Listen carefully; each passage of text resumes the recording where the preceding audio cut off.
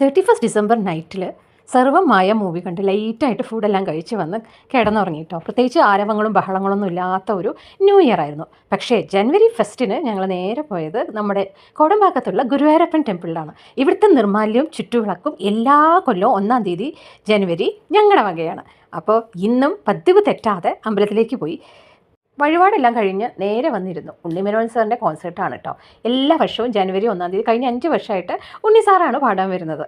ഞാൻ അദ്ദേഹത്തിൻ്റെ വലിയൊരു ഫാനാണ് കേട്ടോ. ഒരുപാട് ഭക്തിഗാനങ്ങൾ ഞാൻ ഇന്ന് രാവിലെ കേൾക്കാറുണ്ട്.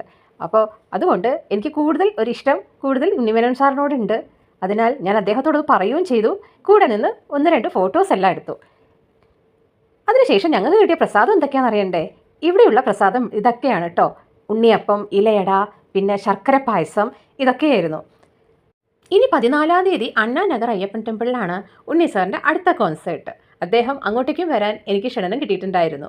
വളരെ സന്തോഷം. എല്ലാവർക്കും നല്ലൊരു പുതുവർഷം ഒന്നുകൂടെ ഞാൻ ആശംസിക്കുന്നു. ഗുരുവായൂരപ്പൻ എല്ലാവരെയും അനുഗ്രഹിക്കട്ടെ എന്ന് ഞാൻ മനസ്സുകൊണ്ട് പ്രാർത്ഥിക്കുന്നു. നല്ല ഒരു വർഷം വലിയ പ്രശ്നങ്ങളൊന്നുമില്ലാതെ നന്നായി കടന്നു പോകട്ടെ എന്ന് ആത്മാർത്ഥമായി ആഗ്രഹിക്കുന്നു. Thank you.